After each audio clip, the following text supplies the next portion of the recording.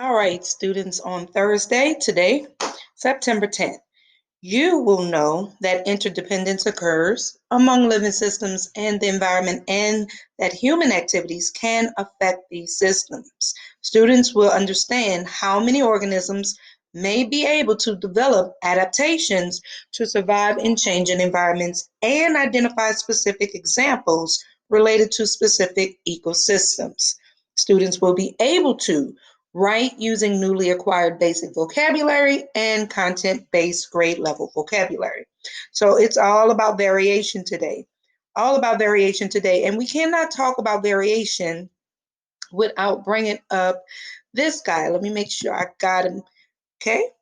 Mr. Darwin. Where is he? Mr. Darwin. Where is he? Where is he? Where is he? Okay.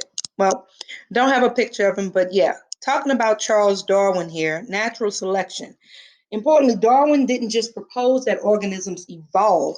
If that had been the beginning and end of his theory, he wouldn't be in as many textbooks as he is today.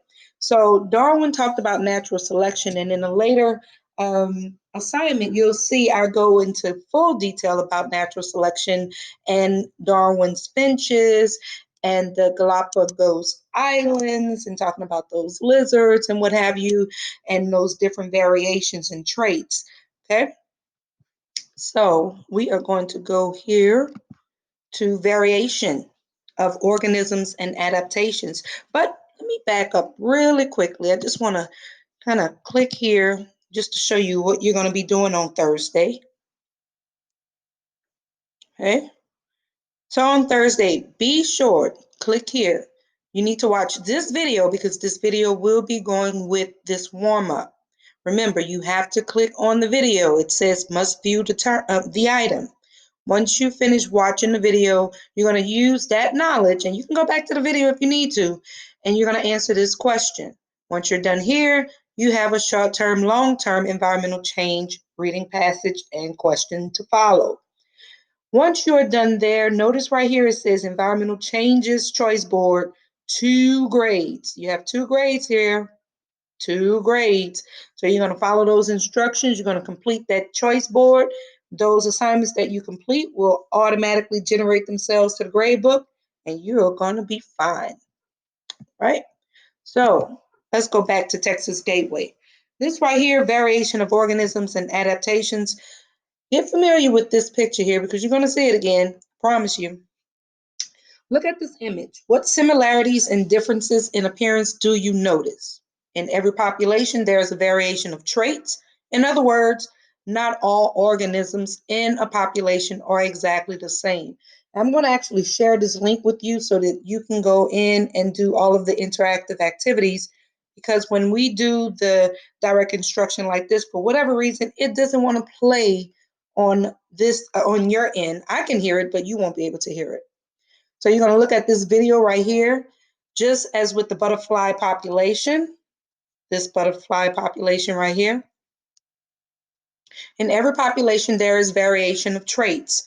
There are variations in your own family. If you look at your family, you have variation of traits. Some of you may look like mom. Some of you may look like dad. Okay, even when you have twins, identical or fraternal, meaning not looking exactly the same, you still have those common traits. However, they are still different. You all have similarities and differences. And just like you do, so do other organisms in other ecosystems, right? So this video right here will give you a little bit more information into the nature and how different adaptations help organisms survive in their environment.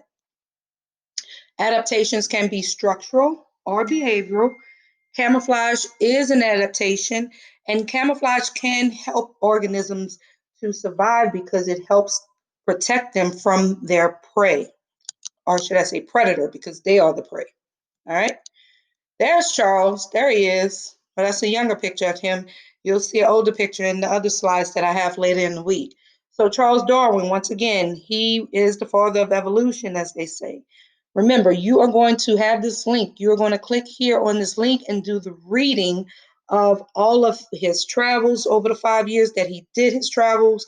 he found out that there were different similarities and differences with different organisms and how they adapted to their environment. Okay, there are the finches.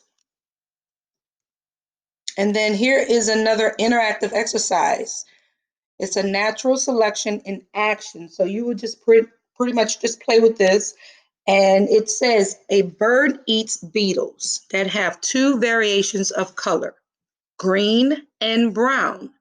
As you can see, the green beetles blend into the green grass and are harder to see. So if they're blending into the green grass, we just went over one of those important key vocabulary terms. What are they actually doing? Okay, that's right, they are camouflage. Okay, environmental change can also affect an entire population. For example, in 2002 to 2004, the southwestern part of the United States underwent a severe drought. And we go into more detail about that as we get into short-term and long-term environmental changes. Okay? Here's a before and after picture, summer 2002 versus May 2004.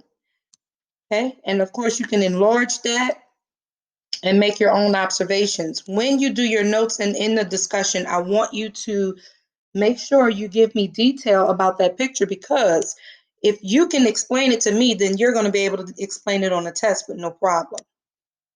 Okay, here's a video. Once again, you are going to play this for your own enrichment.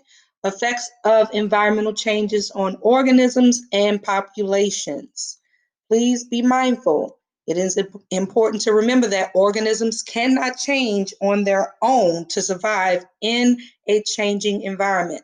Organisms are born with traits that allow them to survive or not in an environment. The organism that have the adaptation will live and pass on their advantage traits to their offspring. As Darwin would say, the survival of the fittest. You all do an amazing job. Make sure you complete your assignments, and your test will be waiting on you Friday.